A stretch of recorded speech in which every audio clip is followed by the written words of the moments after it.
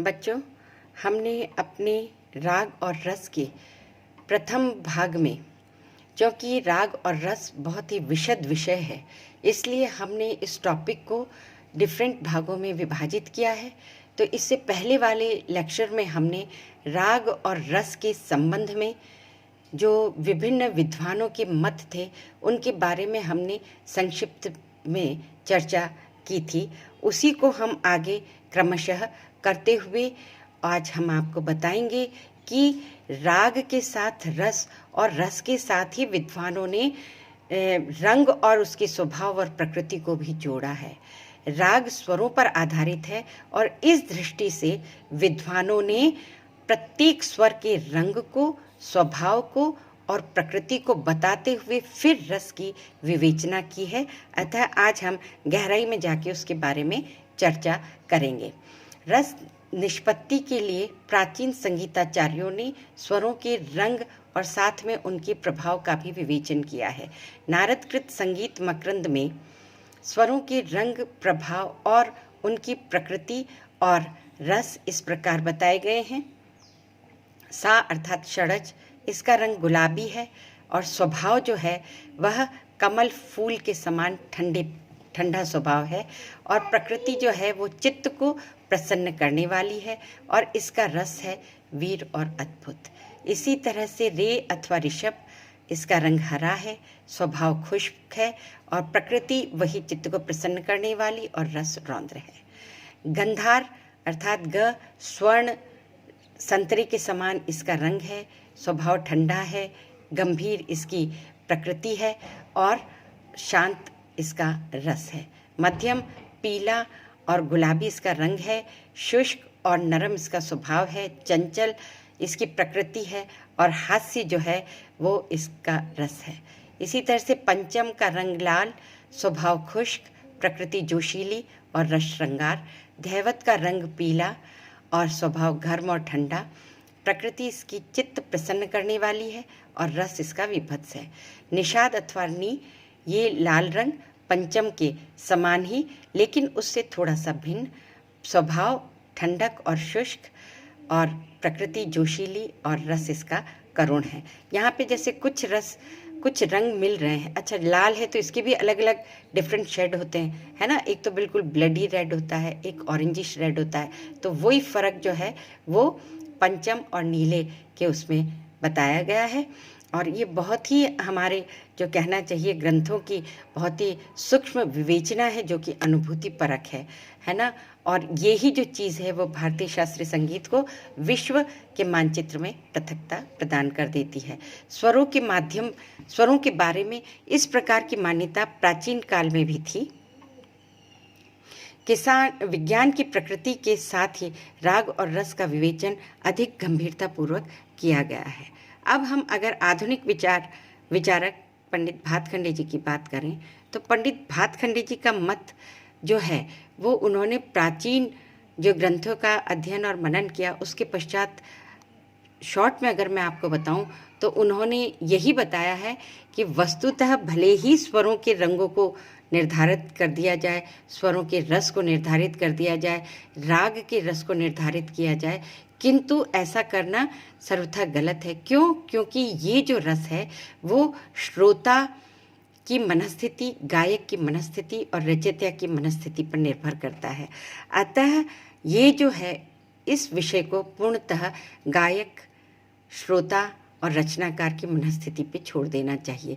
एक ही राग पृथक समय में पृथक गायकों द्वारा गा करके पृथक श्रोताओं के समक्ष जो है वो अलग रस की निष्पत्ति करता है। फिर भी हम उसको थोड़ा बहुत पढ़ेंगे। पंडित भातखंडे जी का विचार है कि जो राग हम गाते या बजाते हैं इसका संबंध रागों के रस से संयुक्त और सुबोध रीति से स्थापित करने का कार्य बहुत कठिन है। केवल राग का रस उसके वादी स्वर पर निर्भर है यह मानना उचित नहीं है। भातखंडे जी राग और रस विषय पर कोई निश्चित नियम नहीं बता पाए, किंतु कहीं कहीं पंडित भातखंडे जी भी जो है वो विचारों से कहीं कहीं निश्चित होते हुए से प्रतीत होते हैं। और उनका जो था वो मैं आपको बताना चाहूँगी कि उन्होंने भी फिर रागों की जो है वो रसों का उल्लेख किया है उनके अनुसार रे और ध कोमल स्वभाव वाले हैं। संधि प्रकाश रागों में शांत और करुण रस के जो राग हैं वो इस श्रेणी में आते हैं। रे ग ध शुद्ध स्वर वाले राग हैं। इन रागों में श्रृंगार और हास्य की प्रधानता है, अतः इस श्रेणी में ये राग आएंगे। गंधार निषाद कोमल स्वर वाले रागों में वीर रौद्र और भयानक रस की प्रधानता है। भातखंडे जी का कथन है कि साहित्य में 9 रस माने गए हैं, पर संगीत में मुख्यतः 3 ही प्रमुख रस माने गए हैं। जैसा कि मैंने आपको पहले भी बताया था कि जो ये भरत मुनि जो थे उन्होंने भी इस बारे में यही कहा है कि प्रमुख रूप से 4 रस ही होते हैं और उसी पे संबंधित अन्योन्याश्रित रूप से अन्य रस होते हैं। वही बात भातखंडे जी भी रिपीट कर रहे हैं हमारे समक्ष। उनका भी यही कहना है कि प्रमुख रूप से जो 3 रस हैं, वीर रौद्र और भयानक रस जो है, भातखंडे जी का कथन है कि साहित्य में 9 रस माने गए हैं, पर संगीत में मुख्य रूप से 3 रस ही प्रमुख माने गए हैं। और ये प्रमुख 3 रस कौन से हैं?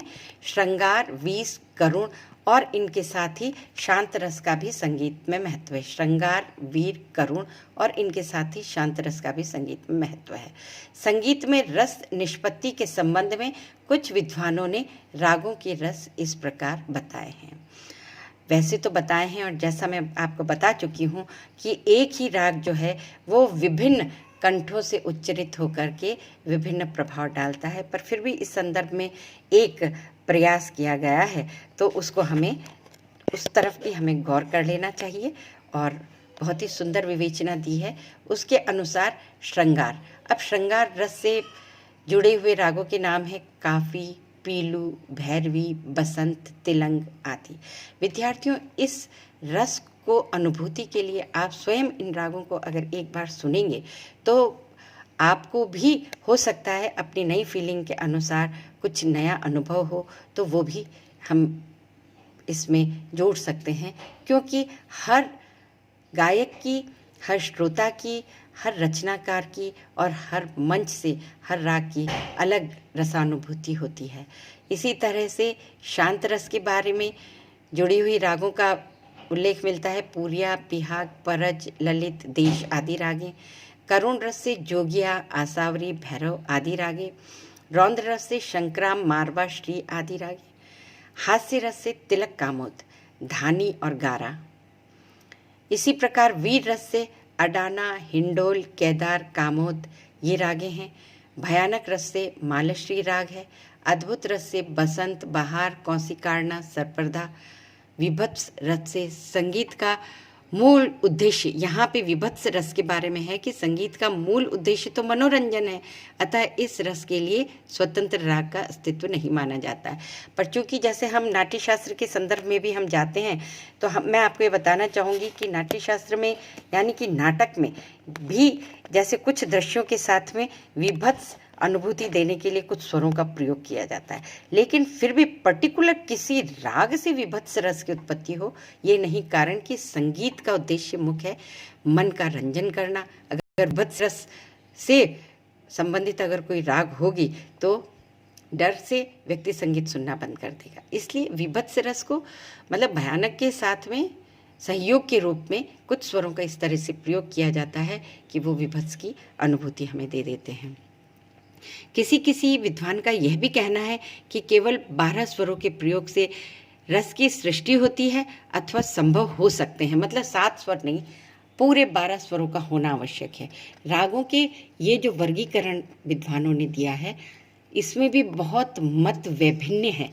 लोगों का कहना है कि ये कोई आवश्यक नहीं कि इन्हीं रागों से इन्हीं रस की निष्पत्ति हो। वो तो मैं आपको पहले भी बता चुकी हूँ जब हमने भातखंडे जी की चर्चा करी थी उस संदर्भ में।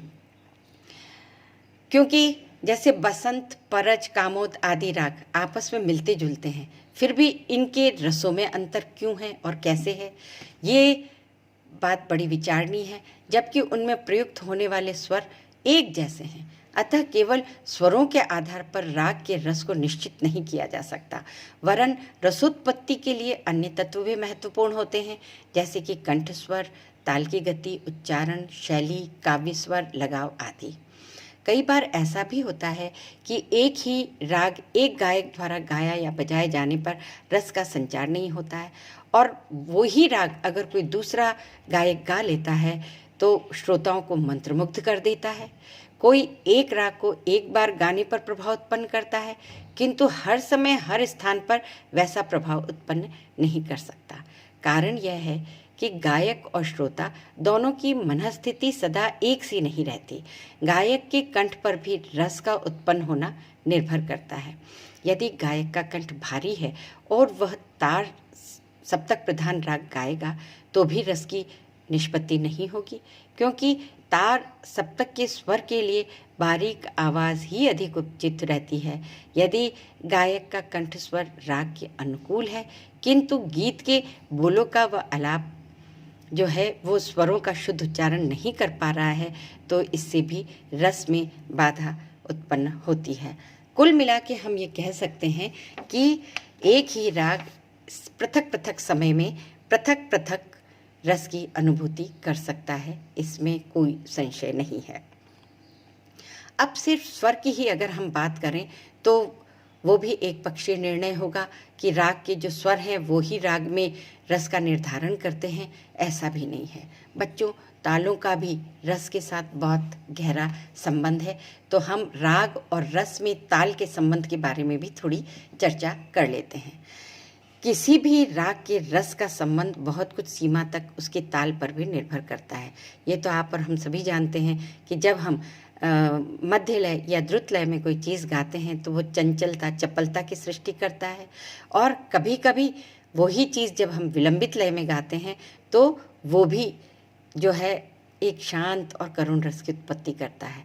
तो हम ये कह सकते हैं कि विलंबित लय की जो ताने हैं वो शांत और करुण रस की उत्पत्ति करती है, और चंचल गति से गाई हुई जो है तालें जो है वो श्रृंगार रस की